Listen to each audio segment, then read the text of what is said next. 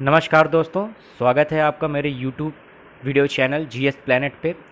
हमने कल पॉलिटी में लेक्चर 9 को कवर किया था, जिसमें हमने शेड्यूल्स ऑफ द कॉन्स्टिट्यूशन को देखा था, यानी कि संविधान की अनुसूचियों का अध्ययन किया था। उसको हमने 2 खंड में पढ़ना था। पहला खंड यानी पहला पार्ट हो चुका है, जिसमें हमने first, second, third, fourth, fifth and sixth schedule तक को पढ़ लिया था। पहली से लेकर छठी अनुसूची तक का अध्ययन हमने कर लिया था। उनमें कौन कौन से विषय शामिल थे उनको हमने डिटेल से जाना था। आज हम लोग 7वीं अनुसूची से लेकर 12वीं अनुसूची तक पढ़ेंगे। तो शुरुआत करते हैं 7वीं अनुसूची। तो 7th शेड्यूल की बात करते हैं। तो जैसा कि इस शेड्यूल में है क्या, this schedule deals with decision of powers between union government and state government and provides with the 3 legislative list। अर्थ क्या हुआ इसका मतलब? देखिए, इसमें सीधे सीधा मतलब यह है कि ये जो अनुसूची है 7वीं अनुसूची, इसमें केंद्र सरकार और राज्य सरकारों के बीच शक्तियों का विभाजन किया गया है। क्या किया गया है? शक्तियों का विभाजन, डिवीजन ऑफ पावर्स। किसके किसके बीच में? यूनियन गवर्नमेंट और स्टेट गवर्नमेंट के बीच में। क्यों ऐसा किया गया है? याद कीजिए, हमने आपको शुरुआत में जब फीचर्स ऑफ द कॉन्स्टिट्यूशन पढ़ाया था, हमने आपको बताया था कि हमारा जो पॉलिटिकल स्ट्रक्चर है वो पार्लियामेंट्री होने के साथ साथ फेडरल है। फेडरल का मतलब संघीय व्यवस्था वाला हमारा देश है। संघीय व्यवस्था जिसमें शक्तियाँ एक सरकार से दूसरी सरकार की ओर बटी होती हैं, यानी कि केंद्र से राज्य की ओर सरकारें मतलब शक्तियाँ बटी होती हैं। तो जाहिर सी बात है, अगर शक्तियाँ बांटी गई हैं तो शक्तियों में ओवरलैपिंग ना हो, इसलिए बेहतर होगा कि संविधान में किसी न किसी प्रावधान में, किसी न किसी प्रोविज़न में उनको ठीक तरीके से क्लियरली जो है विभाजित कर दिया जाए, शक्तियों को केंद्र सरकार और राज्य सरकारों के बीच में। तो यह विभाजन इसी 7वीं अनुसूची में हुआ है। तो यहाँ 7 शेड्यूल में एक वर्ड याद रखिएगा, फेडरल। फेडरल का अर्थ होता है संघ। संघ का अर्थ होता है जहाँ केंद्र और राज्य 2 सरकारों का अस्तित्व हो, उसे हम संघ कहते हैं। ठीक है, तो यहाँ पर हमने जब बात बोल दिया कि शक्तियाँ विभाजित की गई, अब प्रश्न उठता है कि शक्तियाँ क्यों विभाजित की गई? ऐसा इसलिए कि चाहे वो केंद्र सरकार हो चाहे वो राज्य सरकार हो, उनको एक ही नागरिक पर शासन करना है। अब जैसे आप किसी भी स्टेट के सिटीजन हो, सॉरी सिटीजन तो आप इंडिया के हो, किसी भी राज्य के निवासी हो, आप किसी भी स्टेट के रेजिडेंट हो, इंडियन सिटीजन हो, तो जो सेंट्रल गवर्नमेंट का रूल है वो आप पर लागू होगा, जो स्टेट गवर्नमेंट का रूल है वो भी आप पर लागू होगा। अब प्रश्न उठता है, जब दोनों आपके संबंध में रूल्स या कानून बना सकते हैं तो विषय अलग अलग होने चाहिए ना। अब पता लगा नागरिकता का कानून केंद्र भी बनाए और राज्य भी बनाए तो ओवरलैप हो जाएगा ना, और फिर किसका कानून मान्य होगा? तो इस दुविधा को दूर करने के लिए संविधान निर्माताओं ने इसे एक बेहतरीन तरीके से विभाजित कर दिया, क्लियरली विभाजित कर दिया, ताकि किसी भी प्रकार के विधायी विवाद उत्पन्न ना हो, किसी भी प्रकार के लेजिस्लेटिव डिस्प्यूट इमर्ज ना हो between union government and state government. Clear है? अब बात कर लेते हैं कि केंद्र सरकार को कौन कौन से विषय दिए गए हैं। जो केंद्र सरकार को विषय दिए गए हैं उनको हम लोग यूनियन लिस्ट कहते हैं, यानी कि संघ सूची। अर्थात इस सूची में कुल 100 विषय हैं। कितने विषय हैं? 100 विषय हैं, लेकिन प्रभावी रूप से वो 97 है। अब यहाँ पर मतलब क्या हुआ प्रभावी रूप से 97? देखिए, प्रभावी इफेक्टिव रूप से क्यों है? देखिए, जो अगर आप लिस्ट देखेंगे शेड्यूल 7 में, यूनियन लिस्ट में, तो उसमें 100 सब्जेक्ट हैं। 100 सब्जेक्ट ऐसे हैं जैसे कि 92वां वाला जो सब्जेक्ट है वो रिपील कर दिया गया है, हटा दिया गया है। ठीक है, अब जैसे 98 वाले में ABC करके जो दिया गया है उसको 98 ही मान लिया गया है। समझ में आ रहा? तो ऐसे जो सब क्लॉजेस थे उनको जब हटा दिया जाए तो वो प्रभावी रूप से उनकी संख्या कितनी होती है? 97। अगर आपसे ऑप्शन में पूछा जाए, अगर 100 है और 97 है, दोनों तो होगा नहीं, या तो 97 होगा ऑप्शन में, या तो 100 होगा, कि केंद्र सूची में कुल कितने विषय हैं। 100 होगा तो भी सही है, 97 होगा तो भी सही है, दोनों होगा तो एक वर्ड याद रखिएगा, वहाँ पे इफेक्टिव या प्रभावी या इस तरह का कोई ना कोई वर्ड जरूर डाला जाएगा। तो संसद को कितने विषय सौंपे गए हैं? 100 विषय। इन विषयों पर कानून केंद्र सरकार अर्थात संसद ही बना सकती है। Parliament can only legislate on such subjects.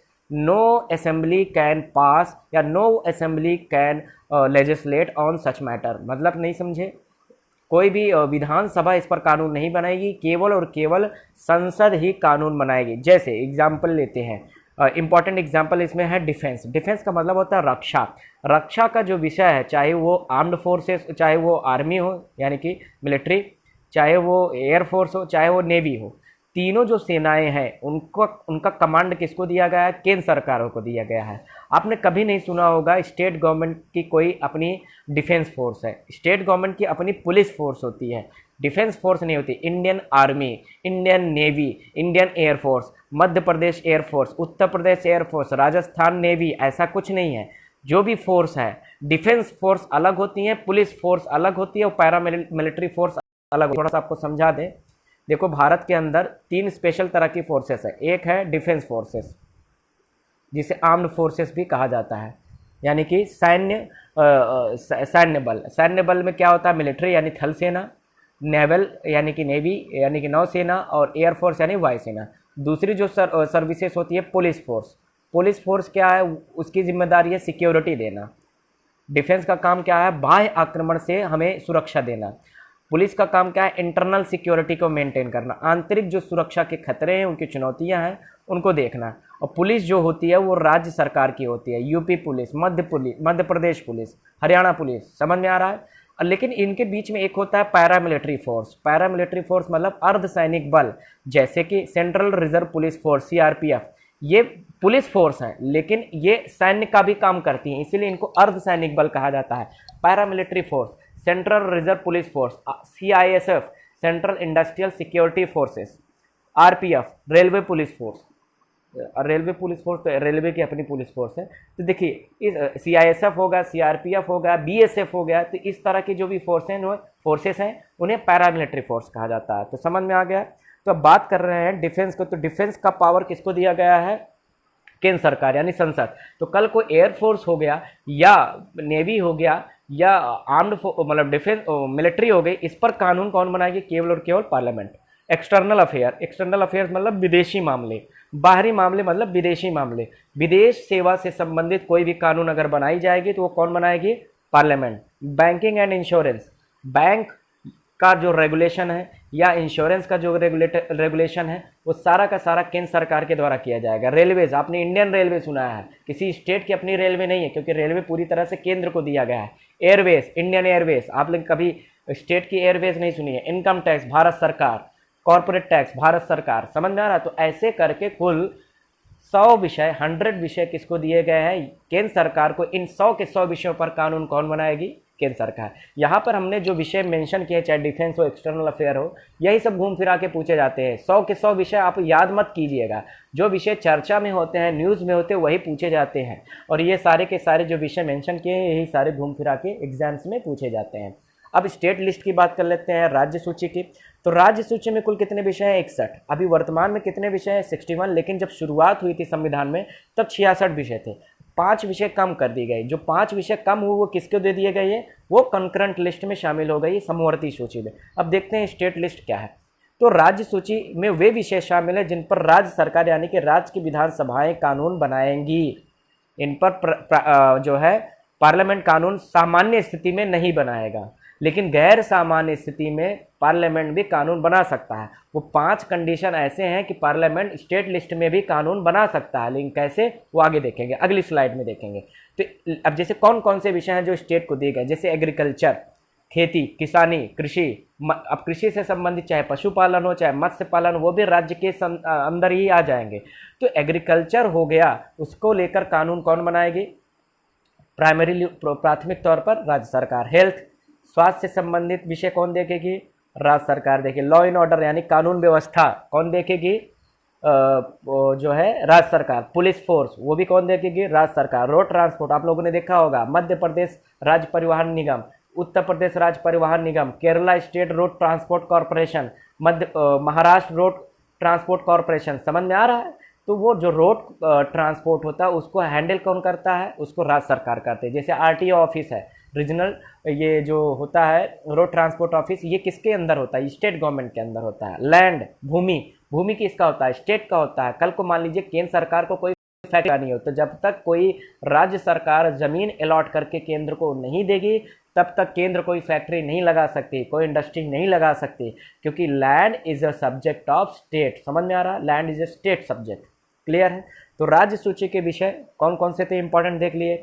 अब हम बात करते हैं समवर्ती सूची यानी कंकरेंट लिस्ट।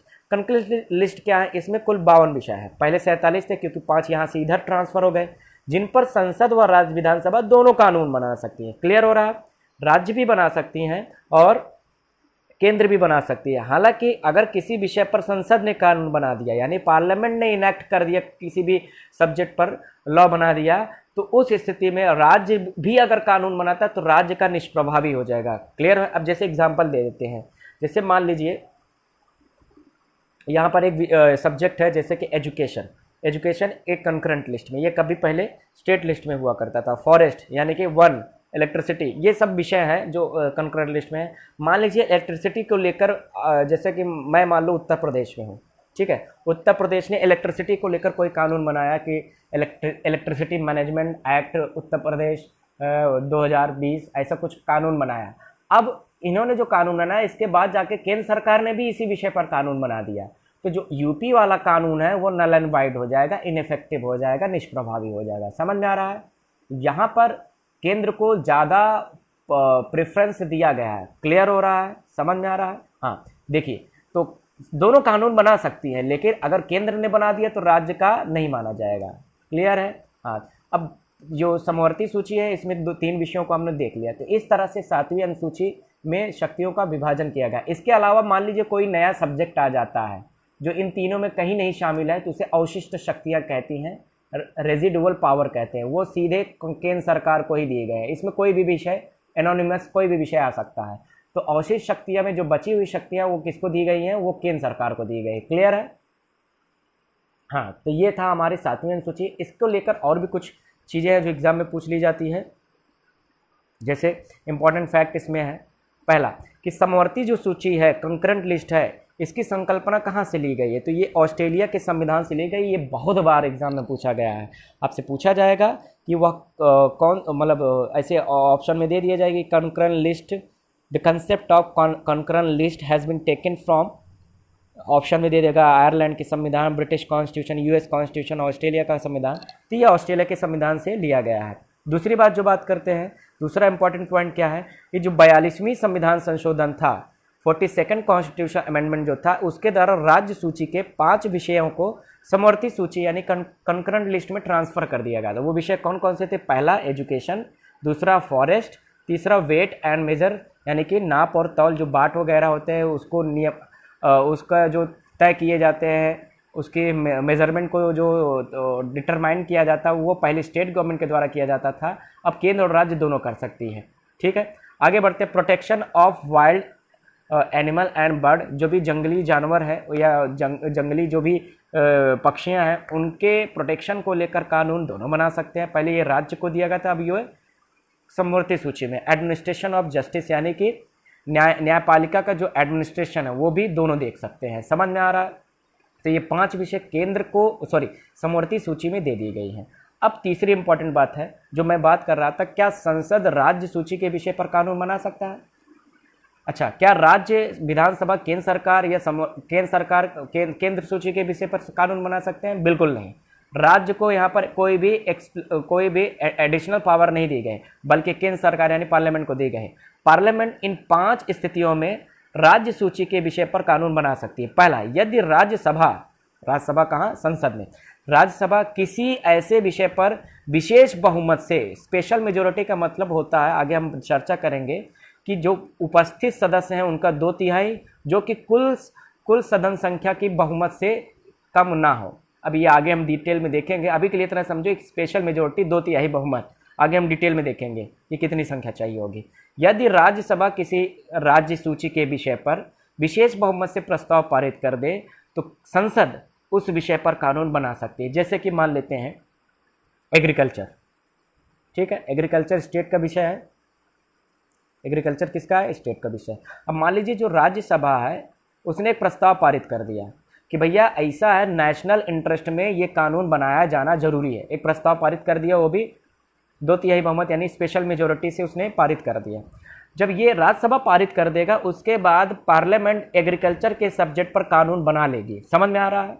हाँ, तो जब भी कोई भी स्पेशल मेजोरिटी के साथ राज्यसभा रेजोल्यूशन पास कर देगी तो उस विषय पर केंद्र कानून बना सकती है। पहला केस ये हो गया राज्यसभा के द्वारा। दूसरा, यदि 2 या 2 से अधिक राज्य विधानसभा में प्रस्ताव पारित किया जाए कि संसद को इस तरह का कानून बनाना चाहिए तो पार्लियामेंट ऐसे कानून को बना सकती है। अब समझते हैं, जैसे मान लेते हैं एमपी है, यूपी है, महाराष्ट्र है या कर्नाटक है, ये यहाँ की विधानसभाओं ने मिलकर जो है पुलिस को लेकर एक रेजोल्यूशन पास कर दिया वहाँ की विधानसभा ने कि भैया हम पुलिस में ऐसे ऐसे रिफॉर्म्स चाहते हैं। ठीक है, कुछ रिफॉर्म्स चाहते हैं, मतलब कुछ सुधार चाहते हैं पुलिस में। तो इन्होंने प्रस्ताव पारित कर दिया, एमपी ने, यूपी ने, महाराष्ट्र में, कर्नाटका ने। तब 4 हो गए ना, 2 या 2 से अधिक। तब क्या होगा, संसद पार्लियामेंट क्या करेगी, उस विषय पर कानून बना सकती है। लेकिन उस विषय पर जब पार्लियामेंट कानून बनाएगी तो इन्हीं 4 राज्यों पर लागू होगा, या अन्य और राज्य जिन्होंने ऐसा प्रस्ताव पारित किया है या कर देंगे उन्हीं पर ये अधिनियम लागू होगा, ये कानून लागू होगा, बाकी पूरे राज्यों पर नहीं होगा। समझ में आ रहा है? हाँ, यानी कि दूसरा केस क्या होगा, जब 2 या 2 से अधिक स्टेट असेंबली में रेजोल्यूशन पास करके पार्लियामेंट को ये रिक्वेस्ट करें कि भैया आप कानून बनाइए, तब पार्लियामेंट कानून बना सकता है। तीसरा केस क्या है, अगर कोई स्टेट सब्जेक्ट है उस पर इंटरनेशनल एग्रीमेंट की स्थिति आ गई कि हमें अंतर्राष्ट्रीय कोई संधि समझौता करना है, तब क्या होगा, तब भी समझ में आ रहा है, तब भी कानून कौन बना सकती है, केंद्र बना सकती है। अब जाहिर से समझिए, अंतर्राष्ट्रीय स्तर पर अगर देश का प्रतिनिधित्व करना है तो पार्लियामेंट ही करेगी, विधानसभा लोकल लेवल पर प्रतिनिधित्व करती है। चौथी की बात करते हैं। चौथा कब, जब देश में नेशनल इमरजेंसी लगी हो, राष्ट्रीय आपातकाल लगी हो, आर्टिकल 352 को जो है प्रोक्लेम किया गया है, राष्ट्रपति के द्वारा लागू किया गया, तब भी पार्लियामेंट राज्य के विषय पर कानून बना सकती है। समझ में आ रहा है? हालांकि ऐसे विषय तब तक केवल लागू रहते हैं जब तक इमरजेंसी होती है। इमरजेंसी के बाद ये जो कानून होता है वो स्वतः समाप्त हो जाता है। ठीक है, हाँ, अब उसमें मत देखिए, बस इतना समझिए कब कब ये लागू हो सकता है। तो राष्ट्रीय आपातकाल में केंद्र सरकार कानून बना सकती है। अब राष्ट्रीय आपातकाल क्या होता है, ऐसे समझिए, मान लीजिए कभी देश पे कोई आक्रमण हो गया किसी भी अन्य सेना का, या कोई और भी इस तरह की आक्रमण की स्थिति बनी हुई है, तो ऐसी संकट की स्थिति को निपटने के लिए आर्टिकल 352 में एक प्रावधान किया गया राष्ट्रीय आपातकाल का। राष्ट्रपति इसकी उद्घोषणा कर देंगे, इसका प्रोक्लेम कर देंगे, तो सभी राज्यों की विधानसभा या राज्य सरकारें वो सस्पेंड हो जाएंगी। राज्य की समस्त पावर किसको चली जाएगी, केंद्र को चली जाएगी, राष्ट्रीय एकता और अखंडता को मेंटेन करने के लिए। तो ऐसी स्थिति में राज्य के विषय पर कानून केंद्र बना सकते हैं। और दूसरा, जब किसी राज्य में राष्ट्रपति शासन हो, अब मान लीजिए किसी राज्य में कोई सरकार नहीं है और वहाँ पर राष्ट्रपति शासन चल रहा है, तो जाहिर सी बात है प्रेसिडेंट रूल के समय वहाँ के राज्य सूची के विषय पर कानून बना सकती हैं। ठीक है, समझ में आ रहा है?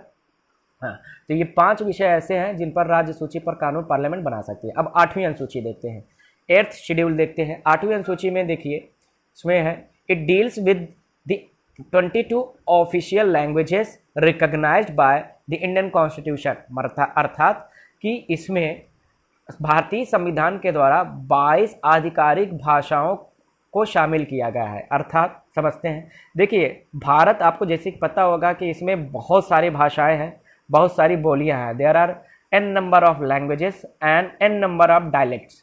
अगर डायलेक्ट्स और लैंग्वेज यानी भाषा और बोलियों को मिला दे लगभग 1599 भाषाएं हैं, जो बोलियां हैं भारत में बोली जाती हैं। लेकिन उनमें से 22 ऐसी भाषाएं जिसको भारतीय संविधान ने मान्यता दी है, और जब किसी भाषा को भारतीय संविधान मान्यता देता है तो वो भाषा ऑटोमेटिकली 8वीं अनुसूची में शामिल हो जाती है। और भारतीय संविधान में किसी भाषा को तभी मान्यता दी जाती है जब उसे संविधान में संशोधन करके उसे यहाँ पर शामिल कर दिया जाए। समझ में आया? अब जैसे भोजपुरी एक भाषा है, भोजपुरी इस लिस्ट में अभी तक नहीं है। अगर कल को संसद प्रस्ताव पारित करके भोजपुरी को 8वीं अनुसूची में शामिल कर देती है तो तब यह एक संवैधानिक भाषा हो जाएगी। क्लियर हो रहा है? अब जैसे इसमें जो 22 भाषा हैं उनको देख लेते हैं एक एक करके। असमीज, बंगाली, बोडो, डोगरी, गुजराती, हिंदी, कन्नड़, कश्मीरी, कोंकणी, मैथिली, मलयालम, मणिपुरी, मराठी, नेपाली, उड़िया, पंजाबी, संस्कृत, संथाली, सिंधी, तमिल, तेलुगु, उर्दू।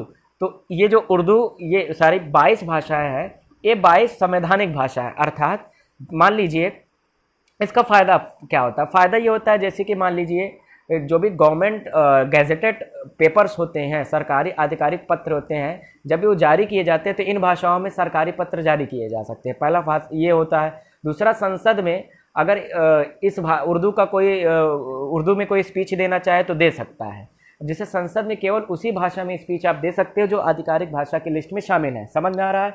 और दूसरी बात क्या होता है, इसको लेकर साहित्य अकादमी पुरस्कार भी दिया जा सकता है। तो ऐसे कुछ फ़ायदे होते हैं जब किसी भाषा को 8वीं अनुसूची में शामिल किया जाता है। ठीक है, तो याद क्या रखिएगा आपको, जैसे 7 में आपको याद रखना है वर्ड फेडरल, इसमें याद रखना है ऑफिशियल लैंग्वेज। अब इसमें कुछ इंपॉर्टेंट बात है कि मूल संविधान में केवल 14 भाषाओं को ही शामिल किया गया था। जो ओरिजिनल कॉन्स्टिट्यूशन था, जो हमारा 26 जनवरी 1950 को लागू हुआ था, उसमें केवल 14 भाषाओं को शामिल किया गया था। बाद में डिफरेंट कॉन्स्टिट्यूशन अमेंडमेंट के द्वारा, अलग अलग संविधान संशोधन के द्वारा अन्य भाषाओं को, अन्य 8 भाषाओं को यहाँ पर शामिल किया गया। जैसे 71वां संविधान संशोधन यानी कि 61 कॉन्स्टिट्यूशन अमेंडमेंट के द्वारा सिंधी भाषा शामिल हुई। तो उल्टा हो गया क्या, शिट, गड़बड़ हो गया थोड़ा सा। ये सिंधी जो हुई है ये 21वीं हुई है। 1 मिनट, यहाँ थोड़ा सा करेक्शन करना है, ये 21वीं है। 1 मिनट, जो ये 71 है ये 21 है। 21वीं संविधान संशोधन जो कब हुआ था? 1967 में। कब हुआ था? 1967 में हुआ था। इससे सिंधी भाषा जोड़ी गई थी, और जहाँ 21 लिखा वो है 71। ठीक है। 71वें संविधान संशोधन ये कब हुआ था? 1992 में। कब हुआ था? 1992 में। इसके द्वारा कोंकणी, मणिपुरी और नेपाली भाषा जोड़ी गई थी, जबकि 92वें संविधान संशोधन के द्वारा बोडो, डोगरी, मैथिली और संथाली भाषा जोड़े गए थे। ये भाषा भी पूछ लिए जाते हैं और ये संविधान संशोधन पूछ लिए जाते हैं। जैसे आपसे पूछा जाएगा 21वीं संविधान संशोधन का संबंध किससे है, तो ऑप्शन में रहेगा सिंधी भाषा को 8वीं अनुसूची में शामिल करना। आपसे पूछा जाए 71वीं संविधान संशोधन 71st कॉन्स्टिट्यूशन अमेंडमेंट का संबंध किससे है, तो ऑप्शन में होगा कोंकणी, मणिपुरी, नेपाली भाषा को 8वीं अनुसूची में शामिल करना। अब समझ में आ रहा है? आराम से याद किया जा सकता है। आप 21 को 71 में जोड़ दीजिए, अपने आप क्या आ जाएगा? 92 आ जाएगा। अब देखो 21 भी है, 71 भी है और 92 में है। तीनों का जो ये कॉम्बिनेशन है उसमें है लैंग्वेज। क्लियर है? अब हम बात कर लेते हैं वो कौन कौन सी भाषा थी जिसे बाद में जोड़ेंगे। तो कौन भाषा हो गई? सिंधी, कोंकणी, मणिपुरी, नेपाली, बोडो। अच्छा, कुछ भाषा में दिक्कत आ रही होगी, जैसे सिंधी कहाँ बोली जाती है? सिंधी तो आप लोग को पता होगा। कोंकणी कहाँ बोली जाती है? देखिए, कोंकणी गोवा में बोली जाती है। मणिपुरी मणिपुर में बोली जाती है। नेपाली बिहार, उत्तर प्रदेश के तराई रीजन में जो नेपाल के बॉर्डर पर है उन पे बोली जाती है। और बोडो असम में बोली जाती है। डोगरी कश्मीर में बोली जाती है। मैथिली बिहार, उत्तरी बिहार में बोली जाती है। संथाली ये आदिवासी झारखंड के, छत्तीसगढ़ के ये आदिवासी क्षेत्रों में बोली जाती है। तो अब एक इनका ट्रिक देख लेते हैं। Trick to remember language added with amendments, मतलब जो संविधान संशोधन के द्वारा जो जोड़ा गया था, जो भी भाषा है उनको एक ट्रिक से याद कर लेंगे। इसकी सिंध की कामना है कि वे बड़ों की थैली में थाली रखें। आसान है, याद कर लेंगे।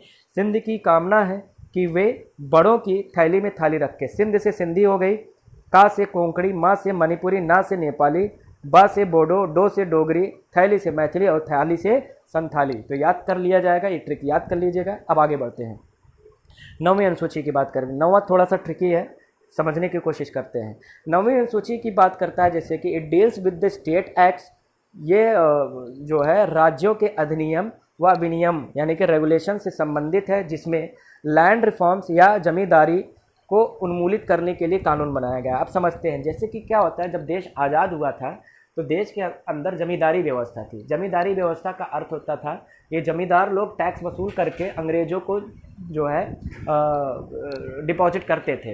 तो पहले वो किसानों से वसूलते थे और उसके बाद वो अंग्रेज़ों को देते थे। तो ये व्यवस्था चलती रही थी, लेकिन इसमें होता क्या था, किसानों के साथ बहुत ज़्यादा शोषण किया जाता था। तो इस तरह से किसानों की जो ज़मीनें थी या ज़मींदारों के पास बहुत ज़्यादा ज़मीनें हो गई थी। तो जब देश आज़ाद हुआ 1951 में, तो पंडित जवाहरलाल नेहरू जी के प्रधानमंत्री जब वो थे, तो उस समय क्या किया गया, एक कानून बनाया गया जिसके अंदर जो जमींदारों के अतिरिक्त ज़मीनें थी, बहुत ज़्यादा ज़मीनें थी, उनको जो है क्या कर दिया गया, उनसे ज़मीनें हड़प कर, या हड़प नहीं, उनसे कानून के द्वारा लेकर भूमिहीन लोगों के बीच में बांट दिया गया। तो इसे लैंड रिफॉर्म्स के नाम से जाना गया, भूमि सुधार के नाम से जाना गया, और भारत के अंदर जमींदारी व्यवस्था को पूरी तरह से कानून के द्वारा समाप्त कर दिया है। समझ में आ रहा है? हाँ, लेकिन ये इस कानून को जैसे पारित किया गया तो समस्या आने लगी, कुछ लोग सुप्रीम कोर्ट पहुंच गए, क्योंकि सुप्रीम कोर्ट में हमने आपको बताया था, आगे पढ़ेंगे कि आर्टिकल 31 जो है वो संपत्ति का अधिकार देता था, अब नहीं है, लेकिन पहले था। तो संपत्ति का अधिकार जो था मौलिक अधिकार था। अब ऐसे लोगों से जो ज़मीनें लेकर भूमिहीनों में, लैंडलेस पर्सन में बांटी जा रही थी, इससे उनके संपत्ति के अधिकारों को क्या हो रही थी, चुनौती मिल रही थी, इसीलिए सुप्रीम कोर्ट में चले गए। अब चूंकि सुप्रीम कोर्ट में वो मामला चल रहा था, इसीलिए यहाँ पर क्या किया गया, कुछ संसद के द्वारा कुछ विशेष प्रावधान बनाने की ज़रूरत थी। तो ऐसे ही विशेष प्रावधान क्या बनाया गया, 9वीं अनुसूची बनाई गई। क्या बनाया गया, 9वीं अनुसूची, जो कि पहले संविधान संशोधन 1951 के द्वारा बनाई गई थी। एग्जाम में पूछा जाएगा कि 9वीं अनुसूची किसके द्वारा जोड़ी गई है। 9वीं अनुसूची फर्स्ट कॉन्स्टिट्यूशन अमेंडमेंट एक्ट 1951 के द्वारा जोड़ी गई। अब ये क्या है भाई, हमने आपको बताया था शुरुआत में कि संविधान में केवल 8 अनुसूचियां थी, बाद में 9, 10, 11, 12 आएंगे, संविधान संशोधन के माध्यम से जोड़े जाएंगे। तो पहला संविधान संशोधन क्यों जोड़ा गया देखते हैं। क्योंकि 9वीं अनुसूची में जो भी कानून या जो भी विषय शामिल कर दिए जाते हैं उसमें सुप्रीम कोर्ट न्यायिक समीक्षा नहीं करेगी। समझ में आया? The laws included in this list are protected from judicial scrutiny on the ground of violation of fundamental rights. मतलब अगर मौलिक अधिकारों के सुरक्षा के आधार पर अगर कोई भी विषय, छोड़ दीजिए मौलिक अधिकार, अब इतना समझिए, अगर कोई भी विषय है, कोई भी कानून है, अगर 9वीं अनुसूची में डाल दी जाती है तो सुप्रीम कोर्ट उसमें उसकी समीक्षा नहीं करेगा। समझ में आया? यानी कि उस कानून को रद्द नहीं कर सकता। बस इतना समझिए। तो 9वीं अनुसूची में आपको एक वर्ड याद रखना है, लैंड। तो लैंड से लैंड रिफॉर्म आपको याद रहेगा। आगे बात करते हैं डिफेक्शन, यानी सॉरी 10वीं अनुसूची। तो 10वीं अनुसूची की अगर हम बात करें, इसे कैसे जोड़ा गया था, इसे 52वें संविधान संशोधन 1985 के द्वारा जोड़ा गया था। इसमें दल बदल से संबंधी कानूनों को शामिल किया गया। It contains provisions related to disqualification of the members of parliament and state legislature on ground of defection. मतलब दल बदल के आधार पर संसद या विधानसभाओं के सदस्यों को ख़त्म करना, निर्हरता उनका मतलब डिस्क्वालीफाई करने का इसमें प्रोविज़न किया गया था। अब ये दल बदल क्या होता है ये समझते हैं। कब जोड़ा गया था? 52वें संविधान संशोधन 1985। व्हाट इज दल बदल या डिफेक्शन क्या है? तो डिफेक्शन जो दल बदल अधिनियम है वो कब लगेगा? 3 आधारों पर, तीन प्रमुख रूप से 3 आधारों पर लगता है। ध्यान से सुनिएगा। यदि संसद मतलब चाहे वो लोकसभा हो चाहे राज्यसभा, संसद अथवा राज्य विधानसभा का कोई निर्वाचित सदस्य, मतलब जो चुनकर आया हो, चुनाव जीत कर आया हो, यदि कोई निर्वाचित सदस्य, इलेक्टेड मेंबर, अपने कार्यकाल के दौरान कोई दूसरा राजनीतिक दल ज्वाइन कर लेता है, यानी अपनी पॉलिटिकल पार्टी बदल लेता है। ऐसे समझिए, जैसे मान लीजिए कोई एक मेंबर है लोकसभा, मान लेते हैं, एग्जाम्पल ले लेते हैं, मान लीजिए मोदी जी हैं, प्राइम मिनिस्टर हैं, वो बीजेपी से हैं, बनारस से लोकसभा सीट जीत कर गए हैं। अगर वो अपने कार्यकाल के दौरान कोई और पार्टी में शामिल हो जाते हैं, मान लीजिए वो कांग्रेस ज्वाइन कर लेते हैं, हालांकि ऐसा मुश्किल है, लेकिन एक हाइपोथेटिकल केस लेते हैं, अगर मान लीजिए वो कांग्रेस ज्वाइन कर लेते हैं, तब इनके ऊपर दल बदल अधिनियम लग जाएगा, अर्थात उनकी सदस्यता जा सकती है, क्योंकि उन्होंने अपने कार्यकाल के दौरान राजनीतिक दल यानी पॉलिटिकल पार्टी चेंज कर ली। तो समझ में आया पहला ग्राउंड? पहला ग्राउंड क्या कहता है? चाहे वो विधानसभा का हो, चाहे लोकसभा का हो, चाहे राज्यसभा को, अगर उसने चुनाव जीतने के बाद अपने तय कार्यकाल के अंदर राजनीतिक दल बदल लेता है तो उसकी सदस्यता रद्द हो सकती है। पहला ग्राउंड। दूसरा ग्राउंड क्या है? यदि राज्यसभा का कोई नॉमिनेटेड मेंबर है, आपको जानकारी होनी चाहिए कि जो राज्यसभा है उसमें कुल 12 ऐसे सदस्य होते हैं। There are total such members those are nominated by the president. मतलब ऐसे 12 सदस्य होते हैं जो राष्ट्रपति के द्वारा मनोनीत होते हैं। वो चुनाव जीत कर नहीं जाते हैं, वो किसी भी स्पेशल क्षेत्र के होते हैं, जैसे कि सचिन तेंदुलकर को इनमें शामिल किया गया था, राखी जी को, रेखा को शामिल किया गया था, जया बच्चन जी हैं। समझ में आ रहा है? तो ऐसे ढेर सारे I think sorry Jaya Bachchan ji तो समाजवादी पार्टी से नॉमिनेटेड हैं। रेखा हो गया, रेखा हो गई, या सचिन तेंदुलकर जी हो गए, इससे पहले जावेद अख्तर साहब थे। तो ये नॉमिनेटेड मेंबर हैं क्योंकि इन्होंने कुछ अपने क्षेत्र में कुछ अचीवमेंट उन्होंने हासिल की होती है। तो इनको इनकी विशेषज्ञता के आधार पर, इनकी एक्सपर्टीज़ के आधार पर राज्यसभा में मनोनीत कर दिया जाता है। अब मान लीजिए सचिन तेंदुलकर, जिनको 2012 में राज्यसभा में नॉमिनेट किया गया था। राज्यसभा में कब मनोनीत किया गया था? 2012 में। एग्जाम्पल लेते हैं। अब इनका कार्यकाल कब तक था? 2018 तक, क्योंकि 6 साल का होता है राज्यसभा का कार्यकाल, मतलब सदस्यों का कार्यकाल। अब इस कार्यकाल जब 2012 में मनोनीत किया गया, अगर मनोनयन के 6 महीने के अंदर किसी पॉलिटिकल पार्टी को ज्वाइन कर लेते तो इनकी सदस्यता रद्द हो जाएगी। समझ में आ रहा है? यदि राज्यसभा का कोई नॉमिनेटेड मेंबर 6 महीने के अंदर किसी भी राजनीतिक दल में शामिल होता है तो उसकी 6 माह बाद अगर राजनीतिक दल में शामिल होता है तो उसकी सदस्यता रद्द हो जाएगी।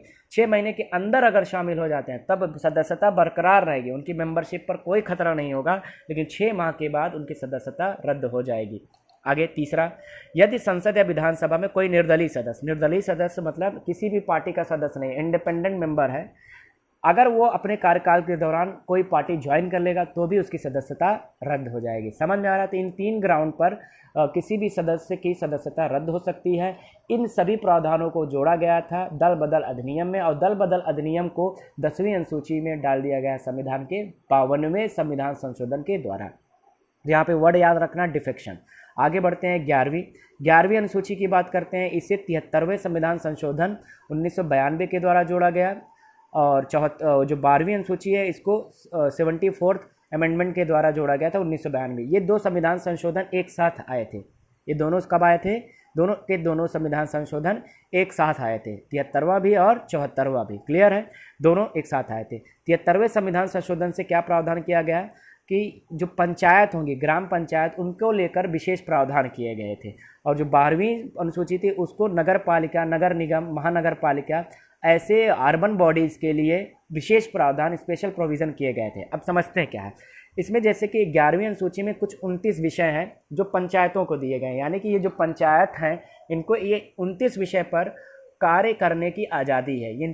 जैसे कि आप लोग गांव के अगर होंगे तो जानते हो कि गांव में सरपंच या ग्राम प्रधान का चुनाव होता है, पंचायत का चुनाव होता है। तो चुनाव जब हो जाता है, कोई भी पंचायत में सदस्य बन जाता है, तो इन्हीं 29 विषयों पर वो काम करते हैं। समझ में आ गया? तो ये व्यवस्था कब की गई थी? 1992 73वें संविधान संशोधन के द्वारा 11वीं अनुसूची में। 12वीं अनुसूची में इसी तरह से 18 विषय अर्बन बॉडीज़ को दिए गए हैं, यानी नगर निगम, नगर पालिका को दिए गए हैं। इन 18 विषयों पर वो कानून बना सकते हैं, वो उसको पारित कर, कानून तो स्टेट गवर्नमेंट बनाएगी कानून, लेकिन इन 18 विषयों पर वो कार्यवाही कर सकते हैं। तो इसे भी 1992 के 74वें संविधान संशोधन के द्वारा जोड़ा गया था। तो इस तरह से हम लोगों ने 1, 2, 3 करके 12 अनुसूची पढ़ डाले हैं। अब इसको एक साथ एक ट्रिक में देख लेते हैं।